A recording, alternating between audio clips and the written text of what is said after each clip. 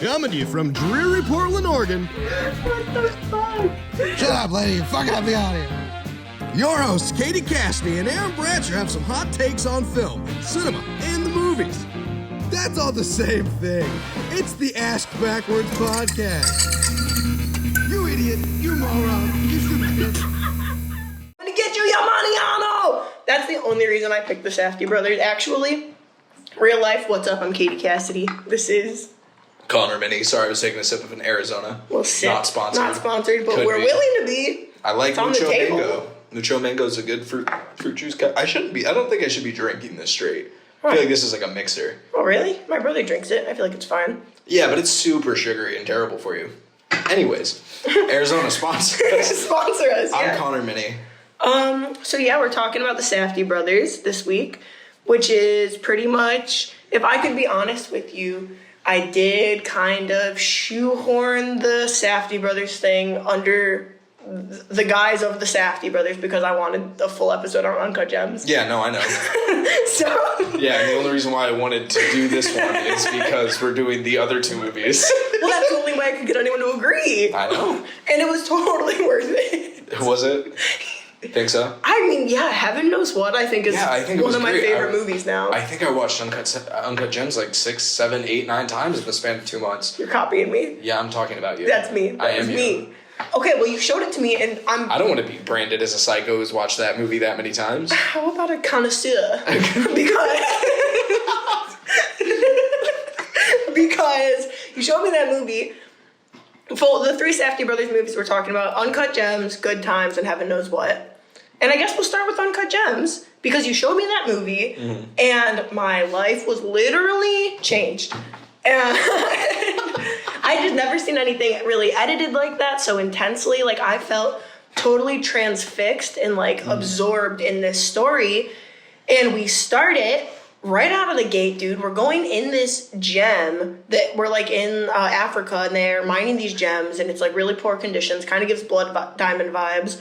And then we go through this beautiful gem. I'm transfixed. I'm like, whoa, dude, I am in this opal. I come out somewhere even better than I went in, which is Adam Sandler's asshole, dude, and his fucking colonoscopy. It was this beautiful transition from like beautiful like crystalline geode structures to even then into more like beauty. deep space, like this like beautiful nebula, then like this overgrown like weird like sludge place, and then Adam Sandler's beautiful slit colon. Oh yeah, we come clean out into the story where we're immediately following Howie through his shitbag, like scumbag, slimy life of being like this jewel guy with this jewelry shop, but also he's like such a scammer and a gambler and like a really, really like greasy individual. But he's so fucking funny. He's so funny. Okay.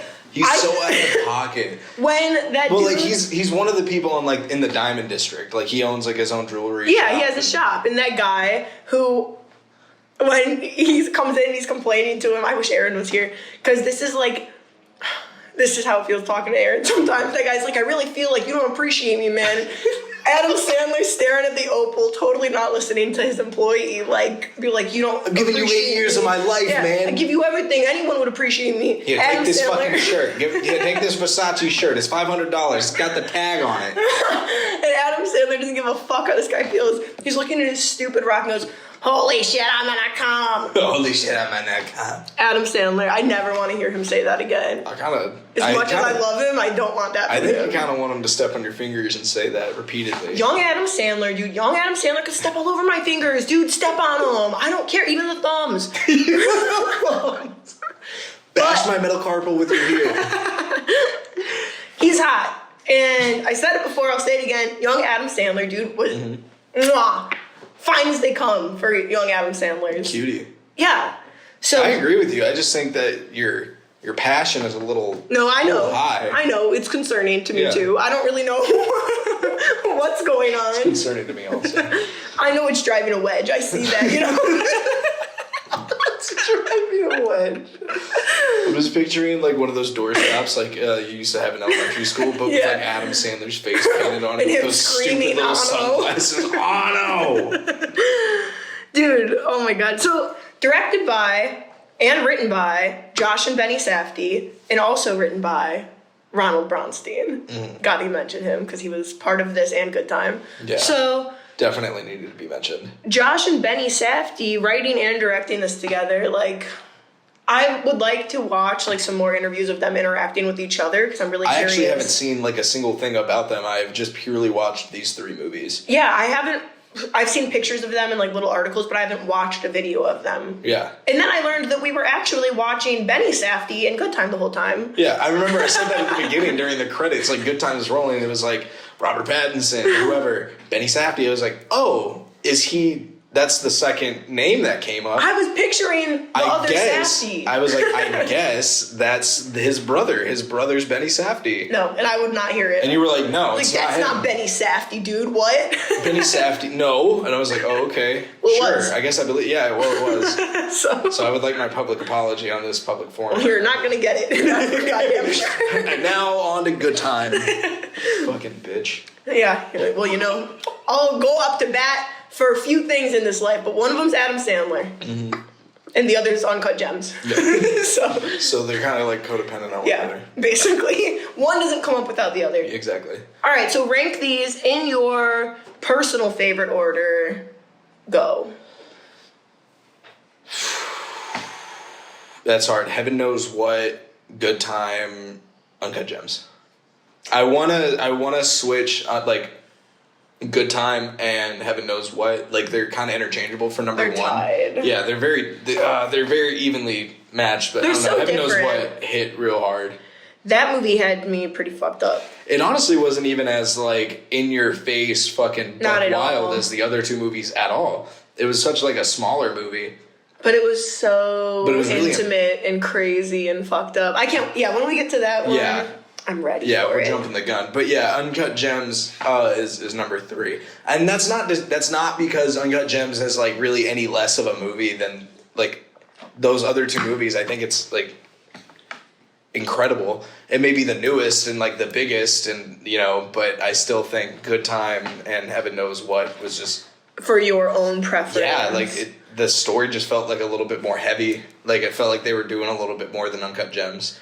Uncut Gems was incredible because it was fun and hectic and like it was nuts. I felt like Uncut Gems, because like, so we see a little of their film style in Heaven Knows What with like the chaotic camera movements and very claustrophobic. And I'll get in more about what I think about that. And then we see in Good Time, that ramped up a lot more. And then I feel like in Uncut Gems, we really see like the crazy like techno colors, crazy techno lights, like Neon Nightmare kind of like drilling nonstop. Neon Nightmare is actually the name of The Weeknd's next album.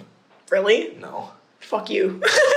Just wanted to talk about The Weeknd because he's in it, dude. He was also in Uncut Gems. And I feel like that put us back in the time. It's supposed to be 2015, 2016. Like, they picked a good guy to make me feel like we were in that year. Yeah, It's like, yeah. They made him such an asshole. That movie's awesome because like they made him out to be such a so like Howie's girlfriend, right? Yeah. Howie's a married man, and Howie's got a wife and kids back home. But in the city, he has an apartment that his girlfriend lives in and that he stays at sometimes also. Yeah. And she also works in his little jewelry store. So she's out doing some like reconnaissance and trying to get like big name people to come buy merchandise from the store. Yeah. But She while loves this guy. She's so devoted to she this piece of loves shit. Adam This Sandler. hot 20-year-old. She's like beautiful With and like this dump smart. truck ass. Yeah. And she just wants to be with Howie. And honestly, yeah. And honestly, I understand her. Have you heard that man's voice? It's music.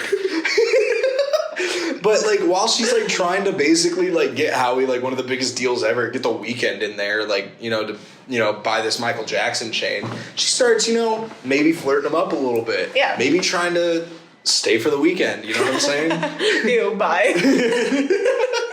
Yeah. So like that's why this movie's awesome because they introduced that for no reason. That really does nothing for the plot later on other than like make her needy and want Howie more. It just adds another element of chaos to his life, to the movie, to the... Yeah, and he beats the shit out of The Weeknd, which was awesome. Yeah, that was pretty funny. That was cool. The Weeknd, I feel like must be like a cool guy, to let himself get the beat shit up by Adam Sandler's character, like he's probably a cool dude. Yeah, if anybody came to me like me right now, only acted in our movie, like has no acting career at all whatsoever, someone said, hey, you can be in a movie right now. You can have a pretty cool, like, couple of lines and everything. But Adam Sandler has to kick the shit out of you. I'll only do it if he can kick the shit out of me. I'd be like, you guys did the Robert Pattinson movie? They're like, yeah. And I'd be like, can you get, like, him to kick the shit out of me? Gotta be Adam Sandler. I'd be like, can we at least make it Rob Schneider so I can finish off the meme? Your whole arc. The fact that I fucking hate Rob Schneider. If I was The Weeknd, yeah, the only way I'm going into this, the only way, you already know what I'm saying, is if Adam Sandler, cameras on, cameras off, I don't care when we do it, if it's on set at my house, if he just beats the shit out of me. You don't even have to pay me, dude. I'll pay you guys. Like, can I be in this? Thanks, Adam Sandler. Here's 100. I felt like everything in this movie was, it could seem like a random thing. And as individual events, like, some of them are random, but overall, like, each thing is so intentional. I feel like it was placed there when it was placed there to just keep adding to this chaos. And we see Kevin Garnett kind of turn into, like, this crazy, like, stress monger. He was stressing me out the first time I saw the movie. Yeah, dude. He was making me so stressed. I need this gem. I'm gonna take this from you. It's gonna be mine. Yeah. Take my ring, I guess. Like, he's like, but I'm taking this. The first thing Adam Sandler does when he gets that ring, okay, so some spoilers, won't spoil everything, but this has been out for over a year, so some spoilers. Yeah. And so, Adam Sandler gets Kevin Garnett's ring because he's like, yeah, hold my ring. I need this opal for the game. Like, I need to win this game. And Adam Sandler's like, okay. After fighting him a little on it, but basically he gets strong-armed. And then, like... I honestly think he's the victim.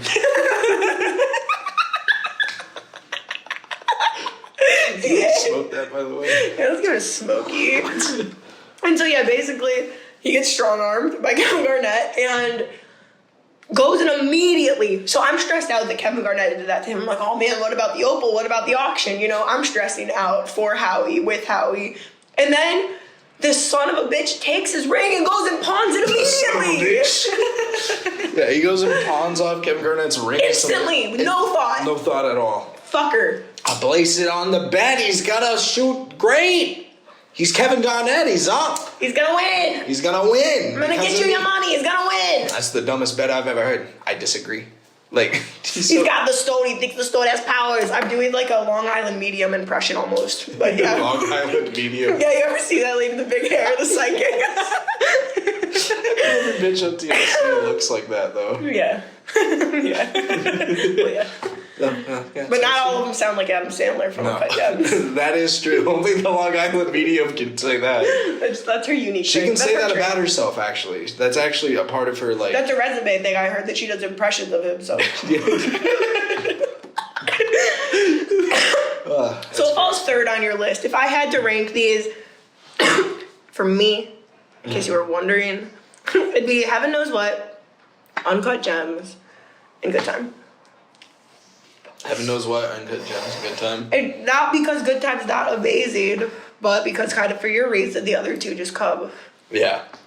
a little higher for me. And I think Uncut Gems is honestly like as high as it is on my list because it was the first one I saw, so it was like awakening to me. I was like, whoa, this style of editing and filmmaking is so intense. Like, it's really cool. Yeah, it was your first introduction to, like, a new set of directors that you love. Yeah, like, Yeah. I really like them. It's like the first Tarantino movie, like, that, when everybody was, like, downplaying Pulp Fiction, like, and how good it was, I'm like, come on, guys. Like, that was the first Tarantino movie I'd ever seen. I was like, this is incredible. Like, because that's I think what it was my first one, too, yeah. That's what a Tarantino movie is. Like, it's the perfect, like, way to do one.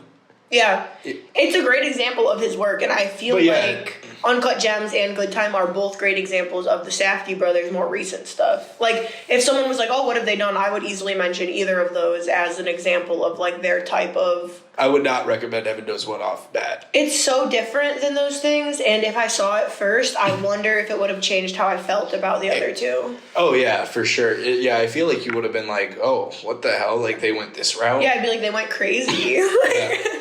And they did, but in the coolest way. Like, they found such, what I feel like is a unique, overwhelming style that, like, it takes a lot to get me fully absorbed into a movie, like, to get me fully in it, but I'm, like, in their movies when I'm watching it. Like, I'm laughing, like, I'm not crying. only, like, with the characters, but, like, sometimes, like, movies let, like, their let the actual world they live in like fall to the wayside, and it's more so about like these random happenstances with these characters that we just so happen to see. No, but like the world was very real in like all of these movies, and the world is crashing in on the characters through all of them, and I think that's maybe what makes it help feel so real is like the world is the movie, vice versa, you know, like this society they're showing us is like the underbelly, seedy, gross shit that goes on, and that's what drives the plot. and we're just so happen to like just focusing on like one or two characters and all. Exactly. Like, who in those movies gets any real like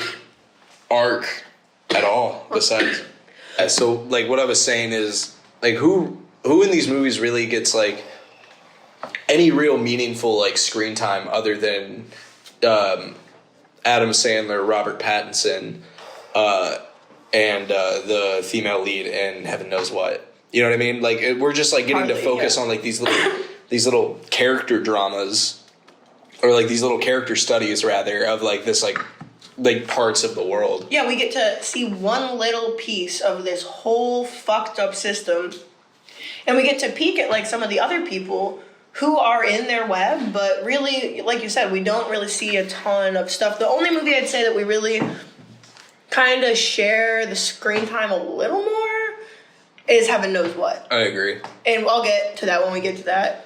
But I don't know, man. Uncut Gems is awesome. I'm excited to see what else they do. That's their newest thing. Uncut Gems 2.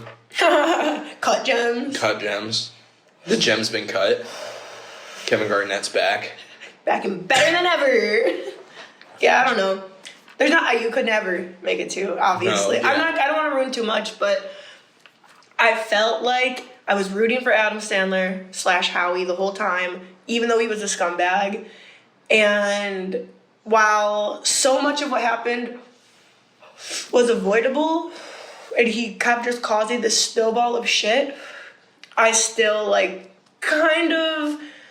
Like mourned the ending, mourned his grief with him, like felt when he was feeling like the pressure and the stress, like I was feeling it for him. Like I wanted him to figure it out even though he just kept making it worse. And then like while the ending was totally like a blow to the stomach, it was so justified and the only right way to end it. In a weird way, I'd say it gives me like American Hustle, like Wolf of Wall Street vibes a little bit. Like you just get to focus on this guy and his hectic fucking life. Because, like, that movie kind of feels like you could just slap, like, based on a true story, and you'd be like, what the fuck? I believe it. I believe it, too. It just has that kind of energy to it. Not to mention, I mean, they were basing it off of, like, actual games, and kept, like, Kevin Garnett being the person, like... Yeah. The writing device for that. And I really did like... Because I'm not, like, a sports or basketball guy, so, like... I'm not either, dude. I don't know anything about sports. I felt like they made it, though, very easy to understand. Like, okay, A has to happen in order for B to happen, even if you're not a sports guy. Because as they were explaining the stakes of, like, what it would take for Howie to win or lose or whatever, like, I was understanding. So even though I'm not, like, a betting, like, gambling sports dude, like...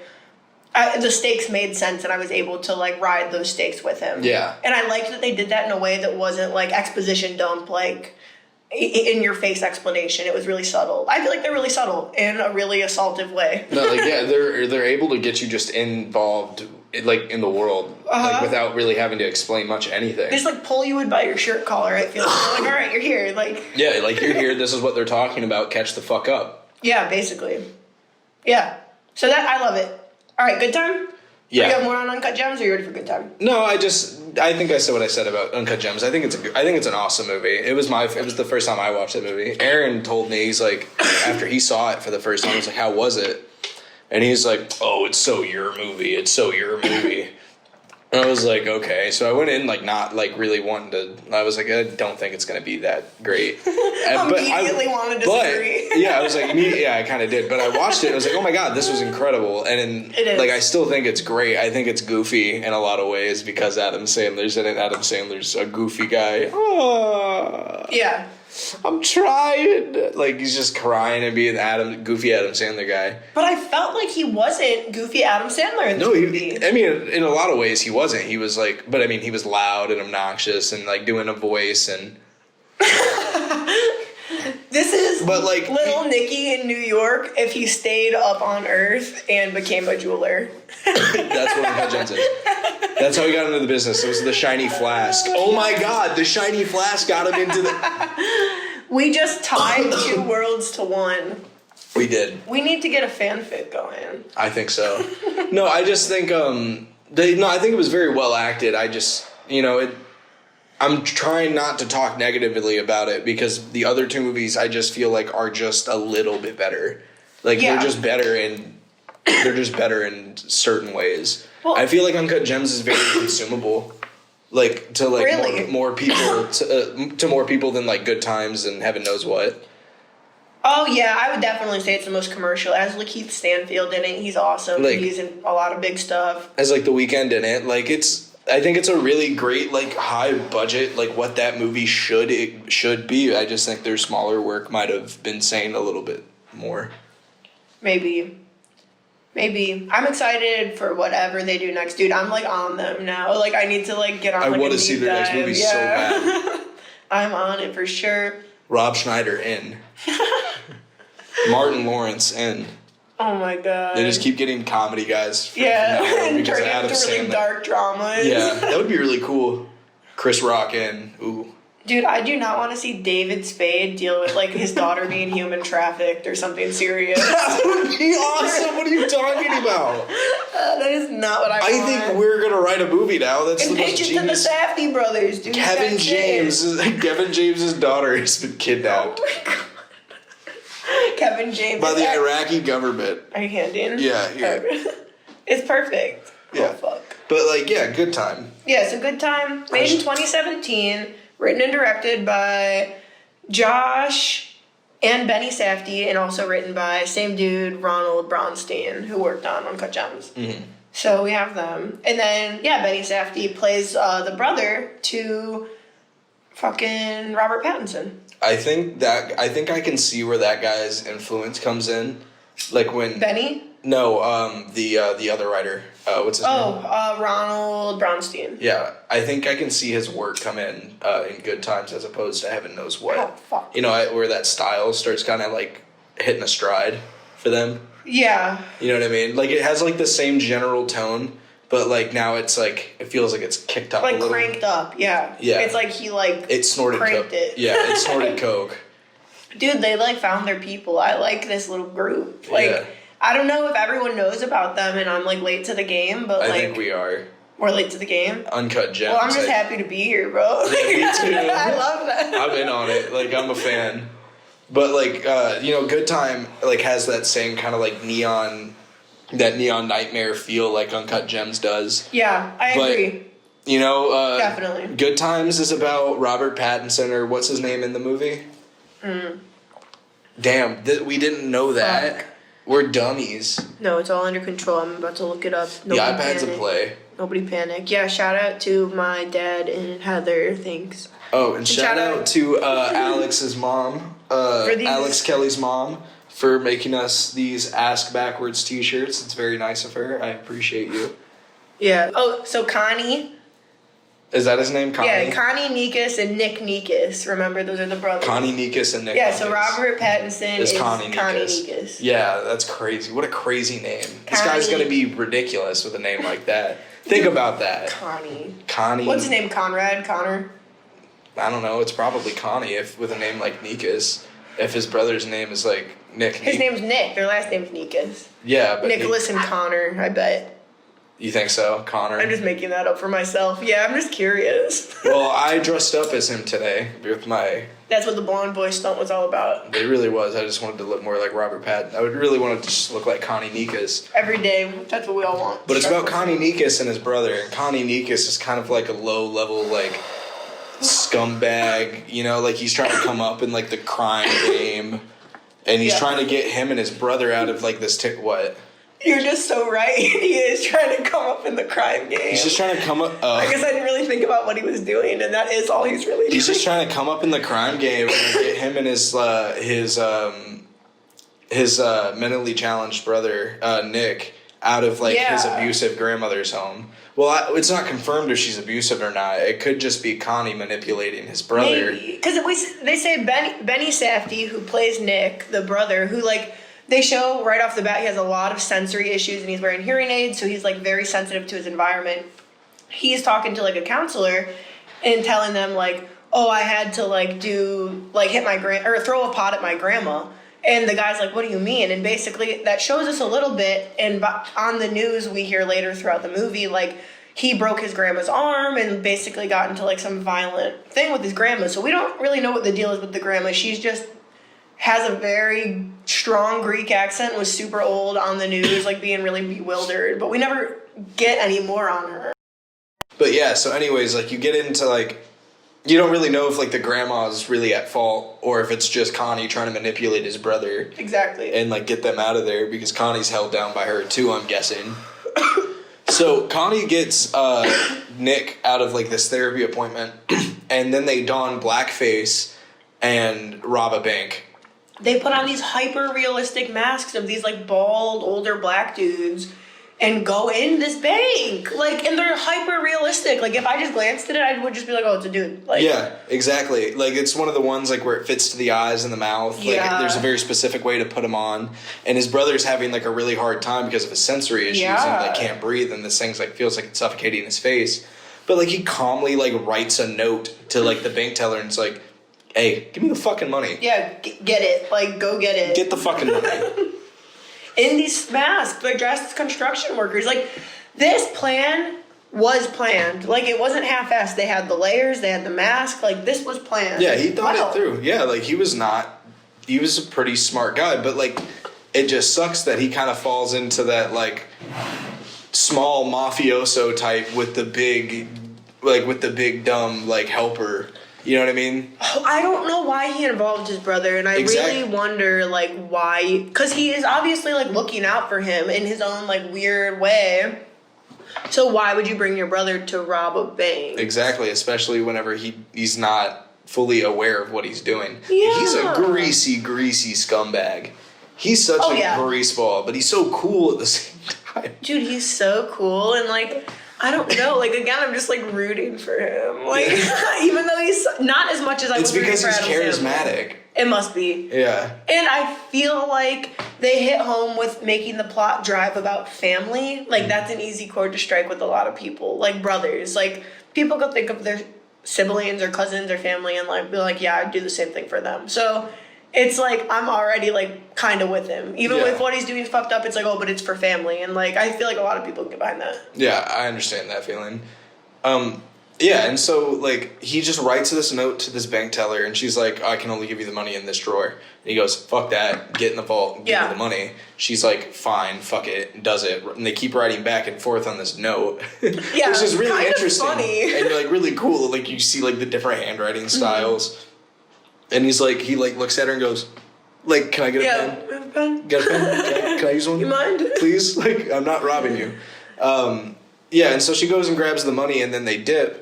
And then his brother starts trying to pull off his mask, like, immediately, and they have to run into this alley. Mm-hmm. And they finally get there, and they take off the masks, and they start getting their construction clothes off. Yeah, into their next disguise. Yeah. And we see Nick, the brother, you know, kind of freaking out a little. He's, I can't get the mask off. And we see kind of, like, an empathetic moment where Robert Pattinson, Connie, is like, you can do it. Remember how we practiced? So it again is like, okay, they've practiced this, they've planned this, like, but he's why? also trying to make his brother self-sufficient. Yeah. Because his brother was being self-conscious at the beginning of the movie because he was seeing a counselor, and his counselor was trying to get him into, like a special ed class, basically. Yeah. Like, and he was, like, really reluctant to do it, and then Connie was like, you think you're fucking one of them? Yeah. Like, trying to make his brother feel like, you know, you're, like, you know, you are self-sufficient. Yeah, like you don't have a handicap. Like that, like... Yeah, he was looking down on it. Yeah. Yeah. Yeah, for sure, dude. And honestly, he was really manipulating his brother, too. Now that you kind of are putting it like that. Like, he's like a big piece of shit. Mm-hmm. Wow, yeah. And they kind of, like, his character just keeps getting like worse and worse and worse. It just keeps progressing, movie. but like, it feels like that's exactly like how this guy would try to handle everything. Yeah, just keep trying to be on his crime thing. Yeah, just keep trying to manipulate his way through life. Yeah, and so like you see him like help his brother get the mask off. Now they're in just like some sweatsuits.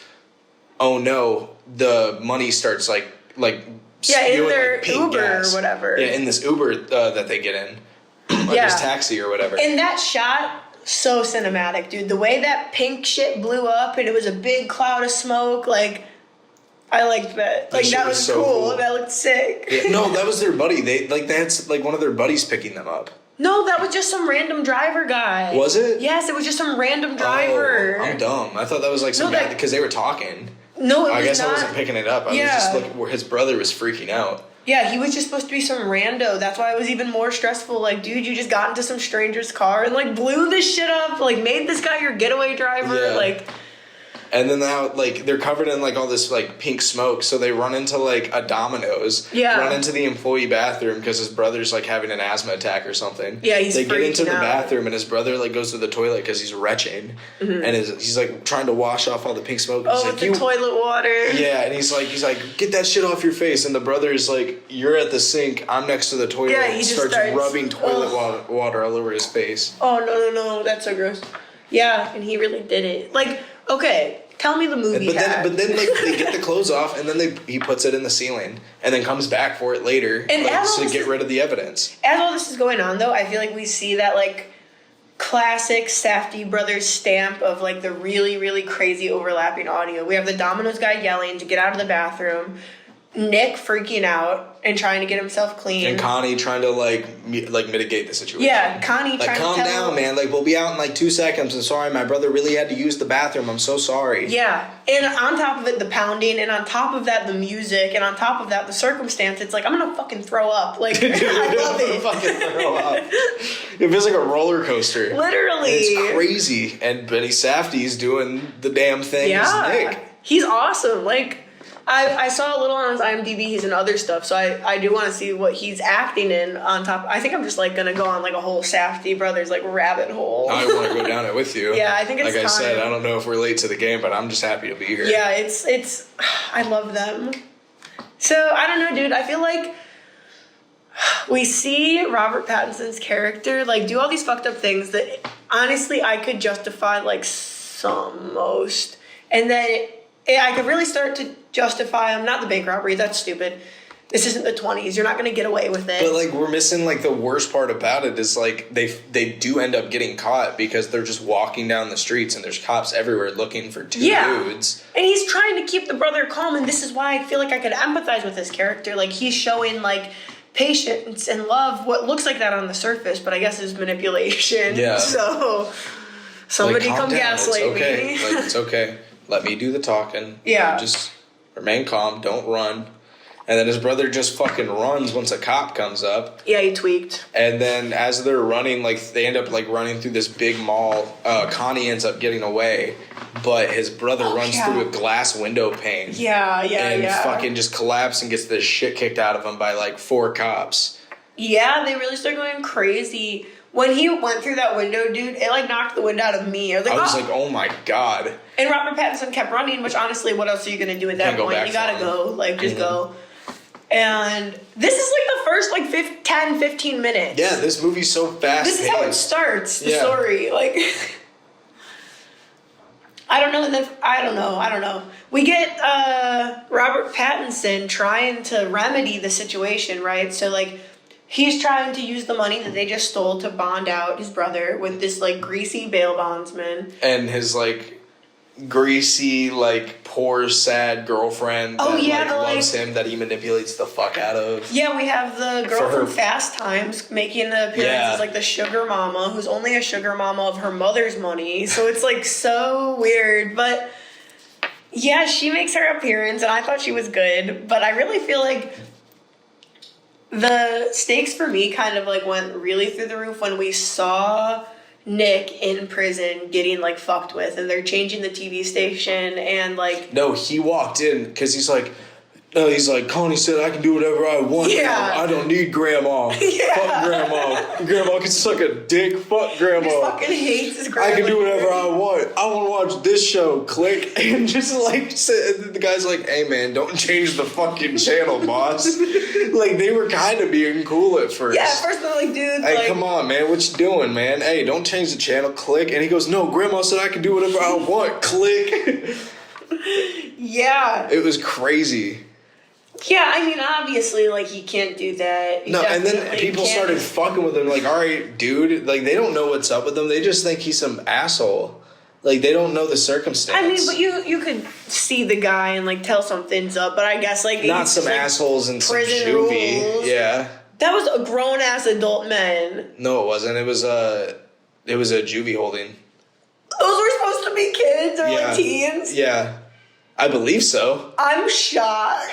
Ew. No, they weren't. It wasn't. It was just It a was prison real jail? because there was a guy with a huge like, goatee. I'm like, yeah, dude, those people there was a guy with a look huge goatee. He was so like, "Come on!" I thought he was going to be his friend in the movie. Where he's Yeah. like, "Come on, man! You like can't be changing the TV now." He's like, "Fuck you!" Like punches him. Yeah. He started he fighting. starts basically just popping off. But I feel like he got overstimulated because he has Yeah. this sensory stuff. So he just starts, like, not really reading the room and, like, starts hauling off on that guy. Yeah, and then everybody else jumped in and just beat the every living piss out of him. So he was being held at a hospital. Yeah. Instead of, the prison. So Connie's like, oh shit, I'm gonna go like get him out of the hospital and we're gonna go on the run. Because he didn't have the money, basically, because the older girlfriend was like gonna use her mom's credit card. He like manipulated her into that. And she's Yeah. like, can we go on vacation? As long as we can go on vacation. He's like, just pay the $10,000 and she's gonna put it on her mom's credit card. And so It's different this time. We're starting over. yeah, like I was just like, oh my god, like this in itself was so stressful. That scene where she's fighting with her mom on the phone about using the card while God. Robert Pattinson is freaking out about like it not going through. And the It's bail like bondsman's like, come on, what do you want to do here? Like, I got business to conduct. the pressure is through the roof. And Again, then the chick's calling. It's like, your brother's in the hospital. And he's like, my brother's in the hospital. Are we going on vacation? I need $10,000. it's Like, chaos. yeah, and Robert Pattinson, like, I'm surprised he didn't have, like, one of those big Adam Sandler, like, come on, oh Yeah. boy, like, moments. A like, freak out. Do it! and then everyone gets quiet. Like, that didn't happen. It was Yeah. just Robert Pattinson getting overwhelmed. Him just panicking and like I At the feel disco. like at the disco, bro.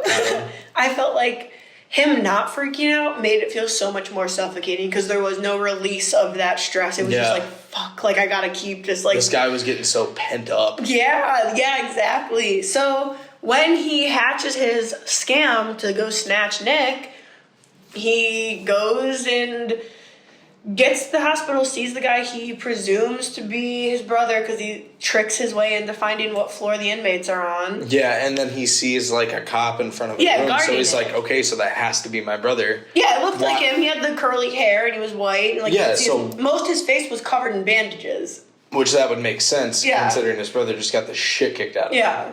So And they were very graphic about it. It was harsh. it was harsh. You know, honestly, and I mean, this is not a dig at this movie. If anything, it's a round of applause to Mother for even being similar. You remember the scene in Mother where they're kicking the shit out of her? Die, cunt. That's beat. It's about to run out of memory. Oh, damn, really? Yeah. All right, well, we're going to have one camera for the rest of the podcast. That's all right. Playing it fast and loose here, boys. You guys get to just Look lock at in with me. Cassandra. Just lock in. Awesome. So yeah, basically, what was I even saying? Oh, in Mother, yeah. So when they're kicking the shit out of her, dude, and they're like, "Die, cunt!" and the guy like kicks her in Oh the head my and god! shit. Yeah. Oh yeah, foot just comes Yeah, out just- of nowhere like some impossible angle. Perpendicular foot. Like just to hit her in the jaw, you just see her whole fucking head wrap around it. That scene was reminiscent of this beatdown scene. Oh yeah, absolutely. Good job, Mother. Not a diss to this. I Exactly. see what you're See what I saying. mean? See what I Good mean? job, Mother. Yes. Yeah. Yeah. So Not shame on you. Good time. I think Good Time came out after Mother, actually. Who knows? Yeah, Mother was 2016. This was 2017. Okay, good time. You did it way better. Yeah, you did it better, hands down. Fuck you, Mother. Got it, Mother. So anyway, yeah, go on. So he goes to snatch the guy, sees the cop. Yeah, so he goes to snatch like this, like who he thinks is his brother, and whenever he gets there, lo and behold, it's not. It's the fucking. It's like just some guy who got in a car accident earlier. But we don't learn that till like way later. No, yeah, like you as like the viewer think like you were just hanging out with his brother, like him and his unconscious brother. Oh my god, he snatches brother, comes up, gets him out of there somehow, gets him out, puts him on this like handicap van, gets dropped off at an address 2 blocks from the last person, just like hatches a plan on the spot. Yeah. Goes back to the last person's address who had a drop off. Yeah, and they had made eye contact the whole ride, so like she kind of like knew. Like, they were familiar. Hey man, can my brother get on first? He doesn't have a jacket. Yeah. Like. So they had a couple interactions. She had seen him and knows him and is familiar with him. So he's like, oh my god, like my mom's at work for like the next 40 million hours. Like she's at Dunkin' Donuts or something. Making donuts. She's a donut slinger. She's at Dunkin' Donuts. Like, can I use your phone? We're locked out. And she's like, yeah, come in. And so they come in. This lady lets them in.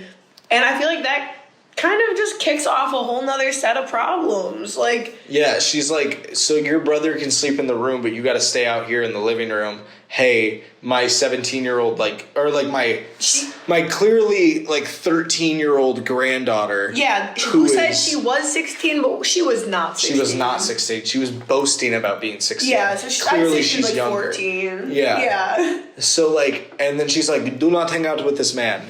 And then she's like, I'm going to sleep.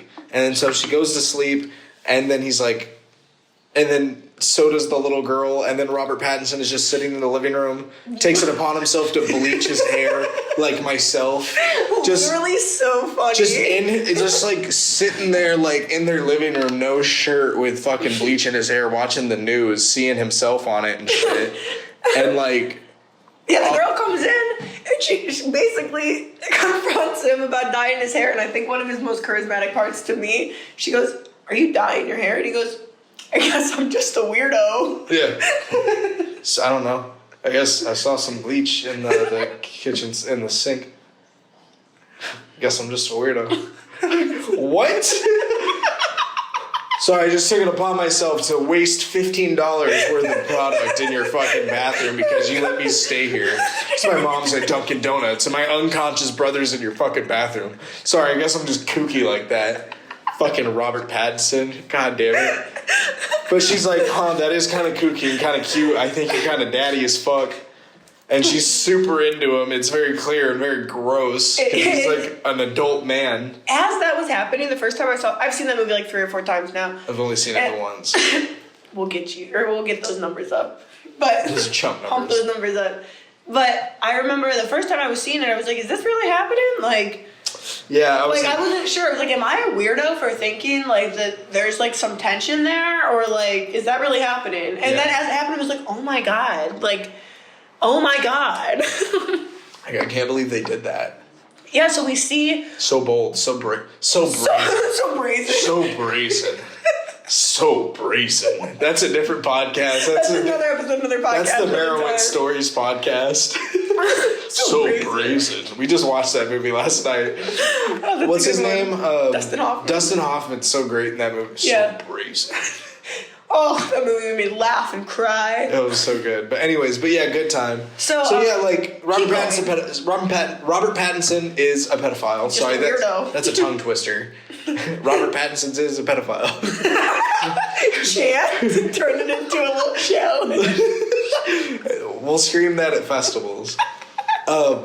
Yeah, so like he starts like kind of schmoozing on this little girl, like, hey, I gotta use your mom's phone that can only be plugged in the wall, which is hectic as fuck, because he steals this phone and uses it throughout the rest of the movie, but he needs an outlet in order to use it, and so people are like, can I make a call on your phone? And he's like, yeah, but you have to leave it plugged in. Yeah, so there's constantly this, like, this dilemma of like, not having enough room to navigate. I don't know if you've had it. I feel like everyone that's been broke, I sure should have had it. You have the object, you have to hold the plug a certain way or plug it in while you use it. Like that, I felt that stress so deeply when they're doing that. I was like, you gotta plug it in, dude. Like, you gotta plug it in.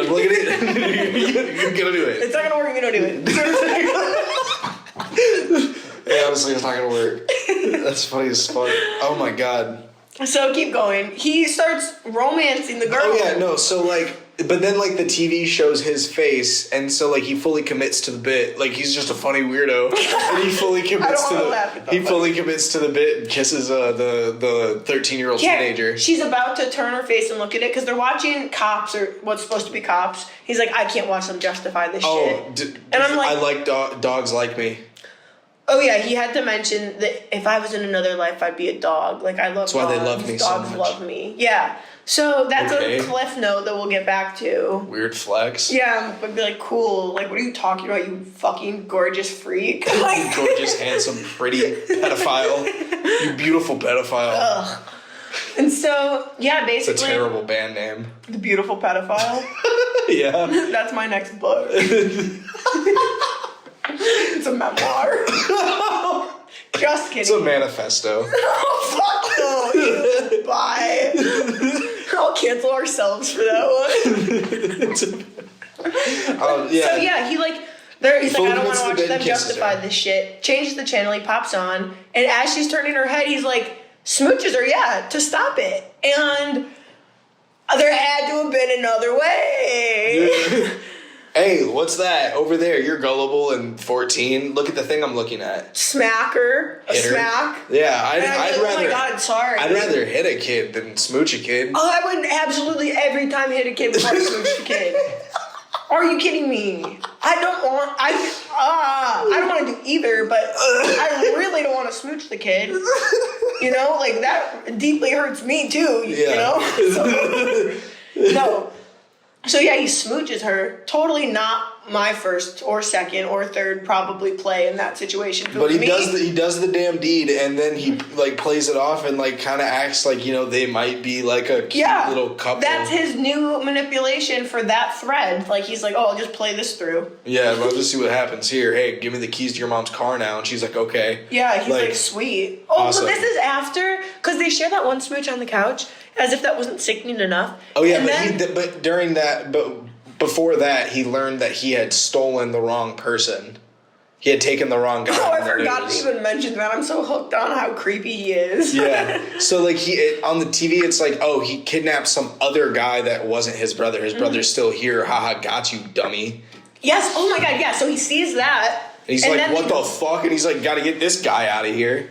But no, because remember he sees it and then they're in her room having a big gross makeout sesh part 2. Oh, yeah. Which is so, like, what the fuck? It makes me so grossed out. It went way further than just the couch. Yeah, it wasn't just the one cranberry kiss. It went on to be a whole, like, makeout fest. And it was just so gross to watch. And, like, of course, I hope and I'm sure that the girl in real life is, of course, 18. Of course. But to see it and to think it, I'm like, ew, stop it, fucking Connie. Knock it off. And so then, like, they're making out or whatever.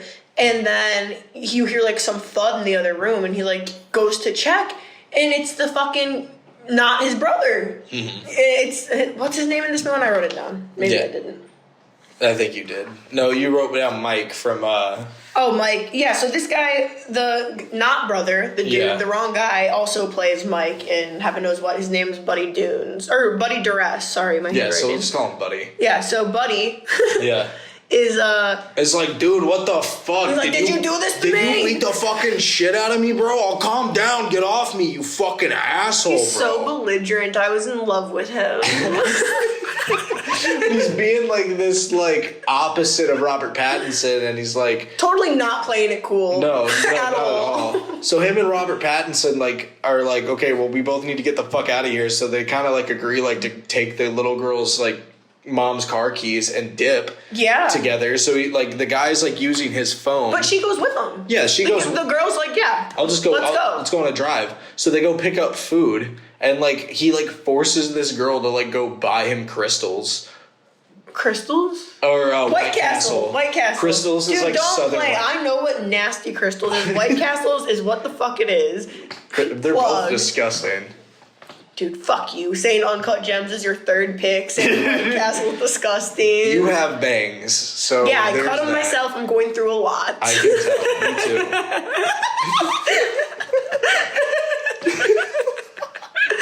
Blonde boy and bangs. Just a blonde boy doing what blonde boys does. Yep. Anyways. So she's going into White Castle getting can you give me a fucking couple sliders? I'm starving. Fuck. And Literally. Buddy's just sitting there chilling. And so once she goes in, Robert Pattinson, or he tells Robert Pattinson, he's like, yeah, bro, I just got out of prison. I was in there for like 2 years. Yeah. Once I got out, I just started celebrating. I couldn't stop celebrating. They dropped me off at the corner of the liquor store. What do was you I think's supposed to gonna happen? do? I'm gonna take a fucking drink. Like, he's hectic, and so he hooks up with his friends and starts doing acid with his buddies. Yeah, getting drunk and doing acid in an arcade, and I'm like, I'm here for it. Honestly, yeah. Yeah, and then they ultimately get into a car crash, and that's why he's in there. And they get into a. Oh yeah, after they go and drop, they get into. They had that whole thing. I thought, yeah, because they dropped off the big bottle, like the Sprite bottle of LSD they had. They at get like some into carnival. they somehow end up in this like wild goose chase of them like running away from the police in this like Six Flags type place, and hide this whole Sprite bottle full of LSD and a bag of money in one of the like rooms. Yeah. So that is like what we end up coming back to. Pretty much now. Yeah, so they're like, okay, so we should go there, get the LSD, sell it, and then we'll have enough money to fucking dip, me and you, because we're both on the run now, because I'm not going to go back to prison. Yeah, he's like, I'm not going, Buddy's like, I'm not going back to the hospital, no. And then Connie's like, I need the money for my brother, because I'm going to go back and get him. Yeah.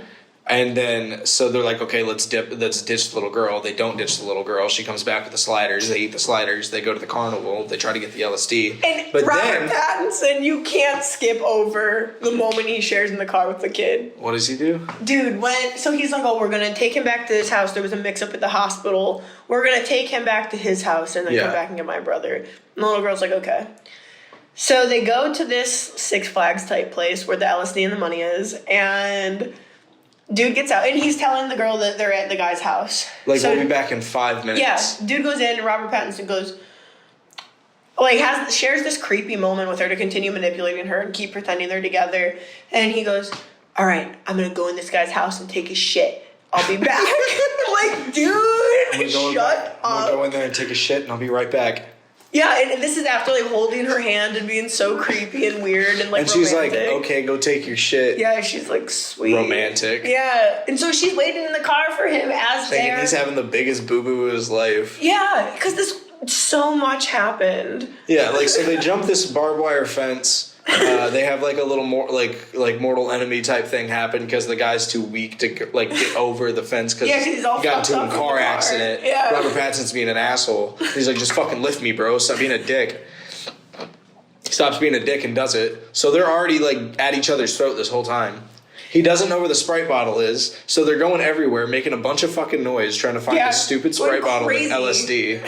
And then this and then the fucking security guard's like, come on, guys, I know you're out here. Yeah, like, I already called the cops, come out. Yeah, and so they beat the shit out of this cop. Yeah, just beat the mother... Well, he catches Buddy, remember? Yeah. And, like, zip ties him to the post in the guard shack. Come on, man, I'm sorry. Yeah, he's like, let me go, I'm sorry, I'll leave. And he's like, where's your friend? He goes out because he sees Connie on the cameras...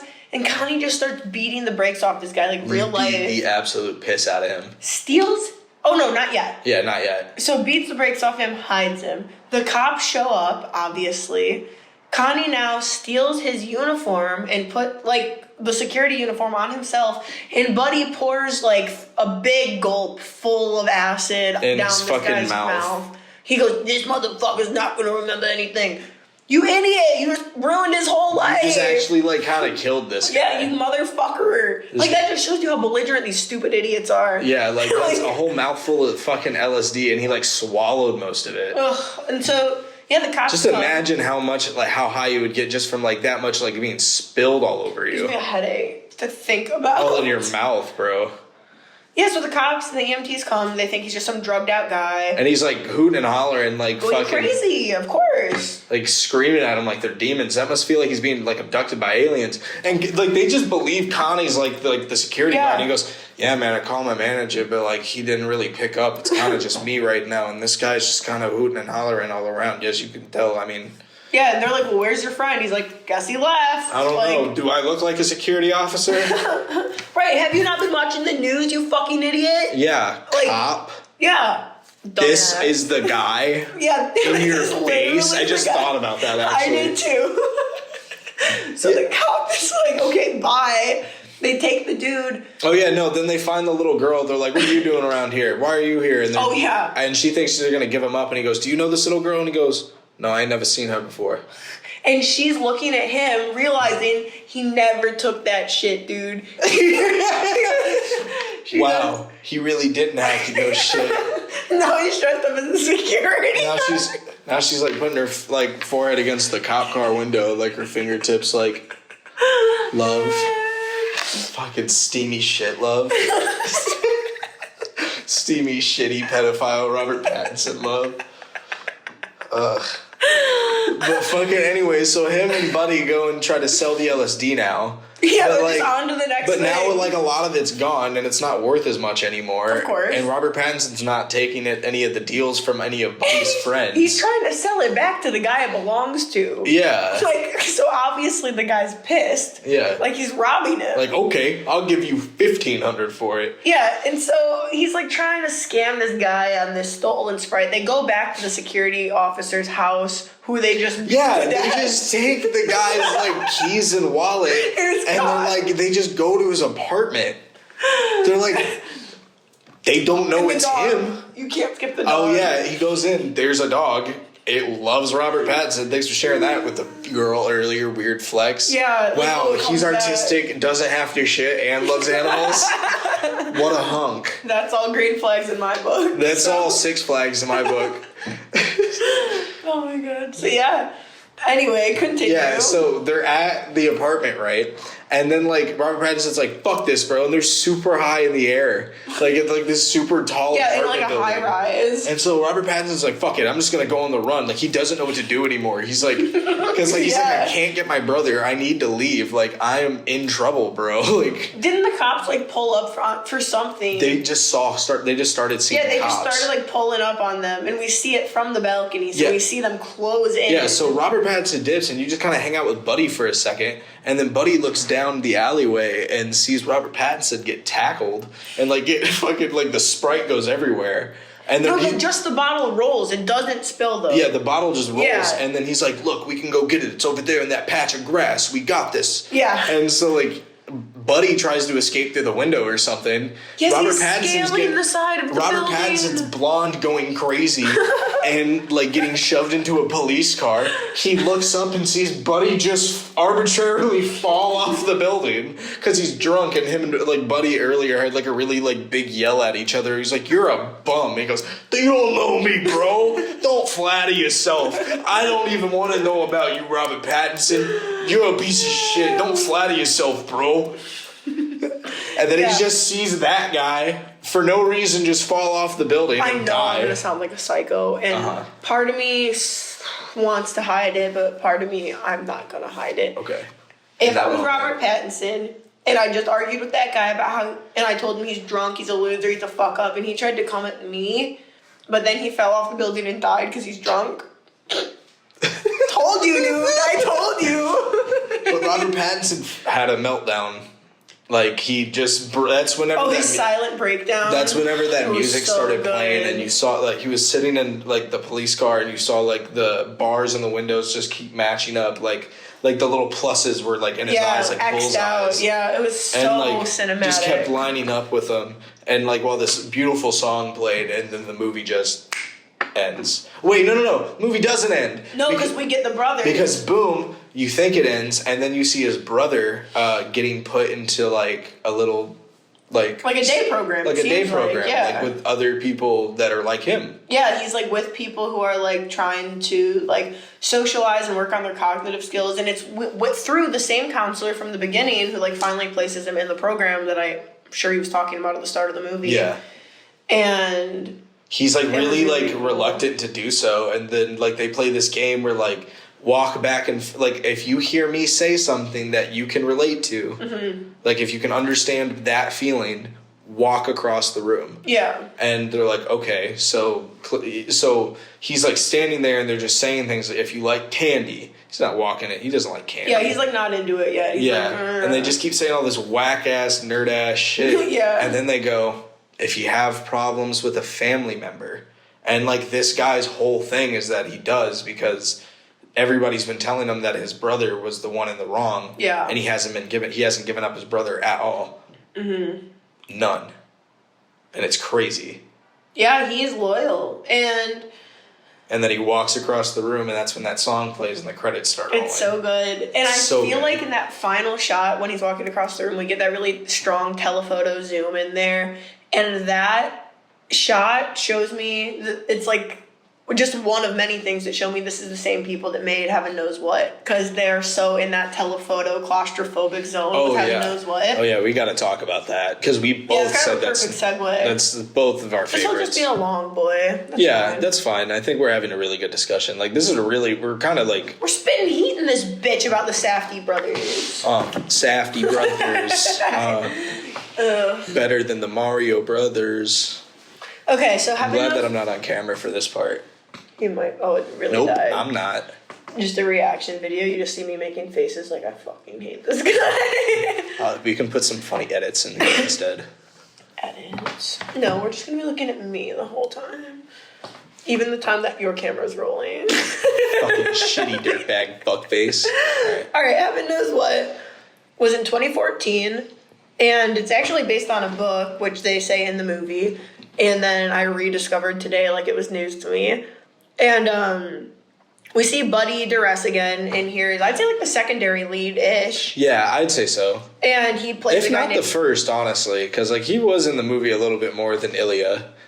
Well, not as much as Harley, which is played by Ariel Holmes, and she's like the main character. Yeah, so I would say he would be the secondary lead. Yeah. Oh, I thought you were saying this between him and Ilya being the secondary lead. No, between him and Harley. Yeah, I'd say he's the secondary lead, for sure. Yeah, so we start this movie, and God, it's like anyone that's seen, and we have to watch it, Al Pacino, Panic in Needle Park, this is definitely the same world, same vibe. Really, really, really like, I don't even know a word for it. It's just so empty and dingy and like fucked up. It's about this, what's her name in the movie? Harley. Mm-hmm. It's about this girl named Harley, and she is, man, if she isn't just the sexiest bum on the street. She's young too. I think she's supposed to be like 19, 20. Like, she's like this really young, like pretty homeless girl. Like, in New York City. In New York City, just like kind of living day by day, doing heroin every day, and just living her best life. Yeah, and her best life just so happens to be the worst fucking life on this on the face of this planet. She's a girl who's being manipulated by some filthy fucking ginger guy named Ilya, who's like just telling her to kill herself. Literally, that's how the movie starts. The movie starts with this girl being told to just go fucking commit suicide, and that like her life isn't worth anything. Yeah, and he's that berating her. If she truly loved him, then she would kill herself. And she writes him that super sad note, remember? And she's like, I really do actually want to kill myself for you, but I'd like for you to be there. Yeah. And he's like, fuck your note, rip, spit, fuck you, yeah, in fart. the library, like on some homeless craziness. Yeah, like they're just chilling. They're just homeless people in this public library looking at funny internet videos. Which is so real though, because like I don't know where I grew up and stuff, like especially when we moved out more into the suburbs, like the library was the homeless chill spot. Was it? Yeah, like it was very weird. That's ridiculous. He just starts like ripping into her, and like so she leaves crying. One of Ilya's like big fat friends like walks up and is like, come on girl, don't actually kill yourself, I love you. Yeah, some stinky weirdo who seems cool but is actually kind of weird. This movie is kind of just like her going from like guy who can hook her up next until she ultimately just gets back with Ilya. And that's kind of what she says at a certain point later in the movie when her and Mike, like, we'll talk about that more, but she does say, I love him no matter what he does. Like, it doesn't matter what he does. And it's like, you toxic-ass bitch, I feel you. I feel you. I feel you so feel you, deeply hurt. But yeah, so she goes off and... she tries to kill herself, in public. Yeah, she goes and grabs razor blades and catches up with Ilya somewhere else. And No. Remember, she's waiting in the park while big dude grabs something from the store. Yeah. No, he was gonna go get fucking. Oh yeah, he was gonna go steal snacks. Yeah, and he's like, "I'll be right back. Don't leave." She's like, "I'm not going anywhere." And then takes these razor blades out in very, very, very graphic scene for anyone like not fucking with it. Yeah, or like anything that might kind of like upset you with suicide stuff. Like very graphic. I was so not expecting it when it happened. I literally like felt weak seeing it. Yeah, it made my stomach turn. Oh, even thinking about it. Oh, yeah. Because it literally looks just like a normal arm with a razor blade just like haphazardly being jabbed in and like Ew, not even like really torn. Ugh.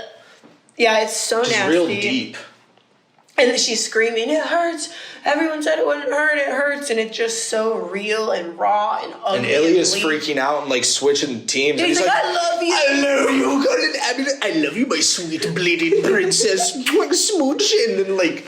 Yeah, he was putting on the stupidest fucking act I've ever seen. I fucking hated him. I hated him so bad. He was literally the worst. Greasy, fucking dirty, yucky boy. Can we please agree, out of all of the shitbags in all of these movies we've talked about, Ilya's he is top the tier? worst. Yeah, I agree. The most unlikable, the worst, the most horrible. Yeah, because like at least like with Robert Pattinson, like he was somewhat charismatic and was like going through the motions, and like you kind of felt for him at times. Yeah. And same thing with Adam Sandler, whereas you don't feel anything for Ilya whatsoever. I feel nothing towards him. I would fucking never do anything hate he does. this fucking guy. This place would be better. Gemini behavior. I think Ilya's Gemini. I bet he is a Gemini. Dude, he had fucking problems. I agree. But yeah, so like he's like crying, "Sweet baby, I love you," and she goes and gets stitches and she's fine, honestly. Like it wasn't that bad. She got like 16 stitches though. 14. Yeah. No way. Yeah, I remember. And she was in the psych hospital and we're in there with her. I felt like my ass was in the hospital. Oh yeah, and so like these chicks started fucking like bullying her. You remember that? Yeah, I do. Because I was kind of like, what is happening? Wanted to see her arm. Yeah. Like undid one of her bandages. It was like the hospital scene was like One Flew Over the Cuckoo's Nest. Like this movie was in 2014, but they placed it like, they made me feel like I was in the 70s. Like it was beautiful. Like 70s New York, it felt like. I would even say like 90s. You think so? A little bit punk rock.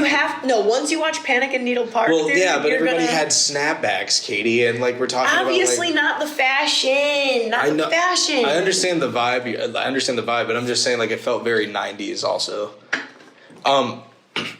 So anyway, keep going. She is in the hospital. They're fucking with her. She gets out and pretty much just starts hanging out with that bigger guy. Yeah, like that was friends with Ilya. Goes with the guy trying to be nice. Was with when she tried to kill herself. Yeah. So they start kind of hanging out, and that's whatever, and that's going good, I guess. But then, Mike's introduced, and Mike has heroin, and big guy doesn't. Mike's on that heroin hottie shit, dude. Mike's cutie. In this one and the other one. He was like, I just keep myself straight all day. I make my money. I do what I want. He's on his own little heroin grind, like living his little life, and then she comes in. Yeah, and starts like trying to bulldoze his heroin game. Yeah, she basically is doing the act. You gotta do what you gotta do. Yeah, she's still in love with Ilya, by the way, even after all of this. And he won't see her, won't talk to her. He's like, get out of my spots. He's like bullying her. Get the fuck out. What do they call it? Oh, wow. They don't call it like... They don't call it panhandling. They have like a word. I thought it started with like an S. I will never remember. I think it's like change or something because it's so because it's like change, but I remember it started with an S. Yeah, it was something weird, but they have their little slang for panhandling. Yeah, they're being homeless. Yeah. they're begging. Yeah. And so he's like, I beg here, go away. And like bullies her and takes her phone that Mike gave her. Oh shit, this cam's about to stop too. Damn, I guess the rest, we're just going to be in the dark podcast mode. I'll draw a fun picture for this part. For as long as this lasts. I'll draw one fun picture for the podcast we can have at the end of it. Sick. Okay, so anyways, keep going. For when if it goes dark. Oh yeah, so yeah, so fucking damn it. Mike's a heroin hottie. She's wedging in on his shit, dude. She basically, is playing the game. She's like acting like she loves him, but she does love Ilya. And they have this we're following them through just day in the life stuff. Her begging Mike for bags of heroin. Like it's bleak, it's shitty. Describing the events of this movie doesn't know justice. You have to feel this movie. This is one of those movies. The events don't hold the weight that the movie holds. And so we do see, though, kind of like a toe-to-toe match of Ilya and Mike in the scene where, like, they run into each other and Ilya's, like, on some punk shit and acting like he was saying he was going to kill Mike and, like, stole Harley's phone, was, like, texting him. He's like, oh, I need a bag. Like, oh, please meet me here for a bag. And he was like, I'm going to kill him, like, for no reason. And so, yeah, he's saying he's going to kill him. He never goes to the spot. And then Mike asks Harley, like, what was that about? He's like, she tells him, like, oh, Ilya said he's going to kill you. And he's like, he's going to kill me. So Mike, in his heroin hottie madness, goes and hunts down. He's like, okay, that guy wants to act fucking tough. I'll fucking fight him, bro. I ain't got fucking nothing to lose. Like, he was just fucking hooting and hollering and having a great gay old time. He doesn't give a fuck. He's like, fuck Ilya, bro. He's greasy. I fucking hate this homeless guy. I'm out here making fucking cheddar being cool and homeless. This guy's being a dirtbag and homeless. Literally. So he goes, finds Ilya, and basically is like, you want to kill me, bro? Kill me. And Ilya's, like, ignoring him, acting like he's not going to kill him or fight him or whatever, being a total bitch. And then... yeah, like, trying to pussy out of the fight like he's too cool to fight he's him. like, oh, this guy. Like, yeah, dude, you said you were going to kill me. I'd be there trying to whoop your ass, too. Yeah, like, let's fucking fight. Yeah, I'm homeless, dude. I don't care. I Like, have nothing in my life. yeah, literally, what do I have? You know what I have? This heroin hottie that, like, is so wrapped up in your bullshit. I'm trying to bust down on this heroin hottie. And Release her. Release her. Give me her, Ilya. Literally. So, unshackle her binds. He decides, fight me, Ilya. They end up fighting. So they go to a hill for some reason. Yeah, they're on an incline.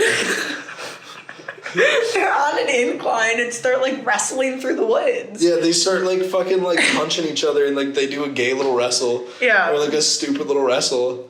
And then Mike puts Ilya in a headlock. He's like, tap out, being like a dude, like a cool dude about it. Yeah. And Ilya taps out, finally. Stumbles away. Wait, hold the phone.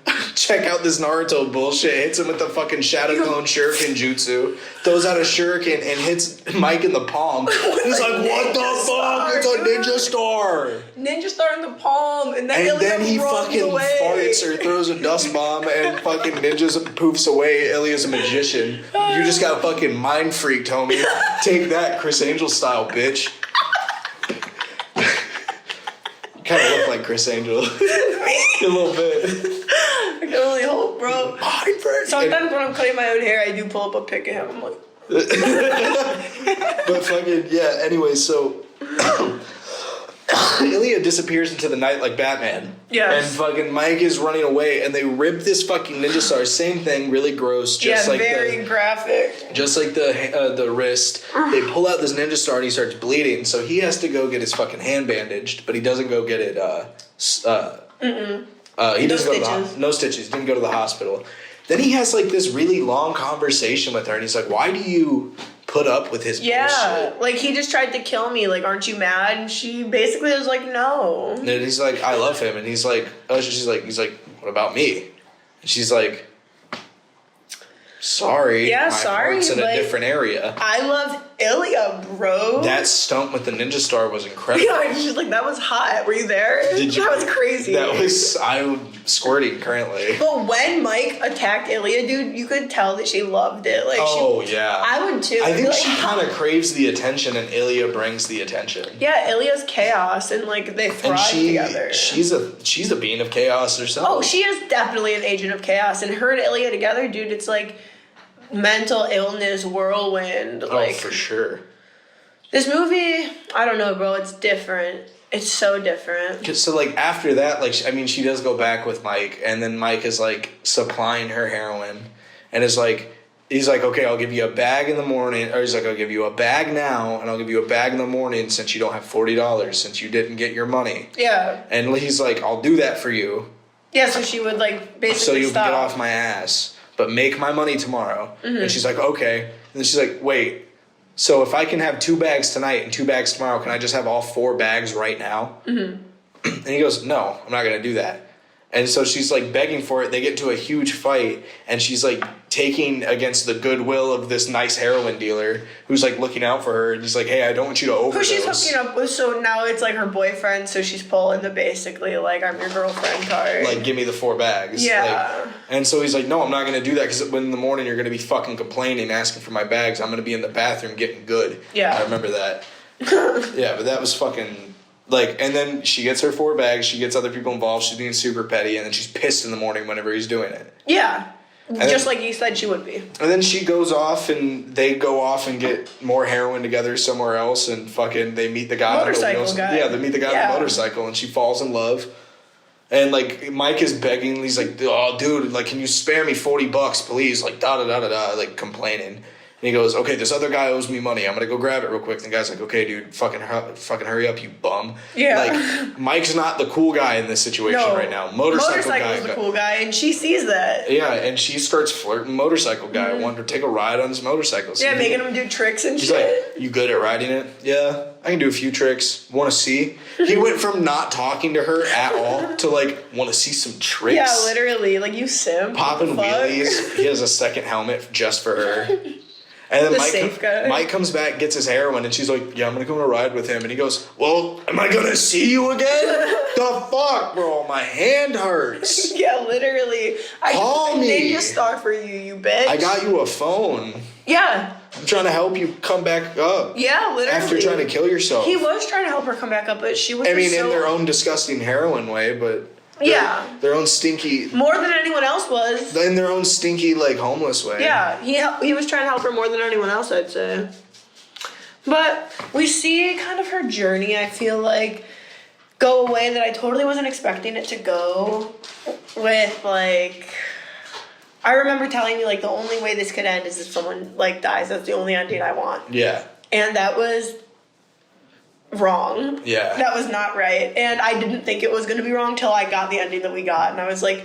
wow, that's the exact ending yeah, I'm like... I never knew I could want. Yeah, I was like, that was perfect. Like, it made me sick. Like, sicker than anything I could have thought of myself. Oh, yeah. And we see, finally her and Ilya end up back together. Like, toxic, you fucking toxic psychos.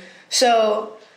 she goes on the escapade with motorcycle, goes on her other escapades, ends up back with Ilya. And then they start running this scheme where, like, they both run, they go, like, Ilya goes in there acting a damn fool, like, in the gas station, and she starts stealing food. Yeah, starts stealing 5-hour energies to resell at the bodega, like. Yeah, and then after that, then they'll, like, go through people's mail and, like. Oh, yeah, they were stealing money and shit and gift cards. And yeah. Shit. Yeah, and then Ilya tried to buy, like, a bunch of heroin with, like a Banana Republic $500 card. Oh, yeah, he's like, you could get clothes. He's like, I don't want clothes, I don't want clothes. I don't want clothes. I want money for the heroin. Yeah, and then, it just, like, kind of just looked at, like, their gross, stinky lifestyle. And, like, how, like, dependent she was on him. And how, like, much he still hated her. Yeah. Like, oh, wait, no. Because, wait, we're missing it. They go on the bus. No. We're missing the whole thing where Ilya overdosed. Oh, that's what brought them back together. We did totally skip that. I forgot about that. That's what brought them back together. Yeah, fucking... yeah, while she was over at Mike's house, like, somebody calls and tells her that Ilya's, like, overdosing. So she goes and fucking saves Ilya's life. Yeah, she's like, my baby. And Ilya's, like, super grateful.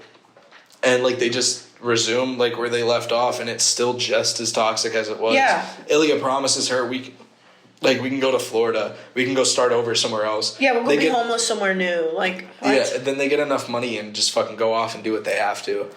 And they get on the bus. They get on there, though. He promised her that he'd take her on the Greyhound. And, to go to Florida. Like, they're en route. Like, that was the whole thing. They're together now. Like, and we think that she got what she wanted for this time being. How do we handle the end? I feel like not enough people, I don't want to spoil the ending. I think you guys just need to watch it, dude. If you guys haven't seen it, like, movie. I don't know, it's been out for so long. It has been out for so long, so I guess we could talk vaguely, but I feel like I haven't heard anyone really tell me about it, talk about it, and I don't know if it's it ends in a similar way as Requiem for a Dream.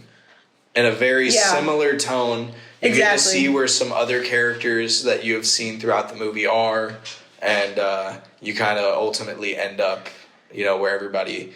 Yeah, we get the reality. You get to kind of just see what's going on. We get like the reality of addiction, the reality of how this situation would probably actually real life play out, and of how it would actually play out, and that kind of makes it really even heavier and more real. Because you're like, fuck, that wasn't satisfying. Like, it's like so satisfying because you're like, oh my god.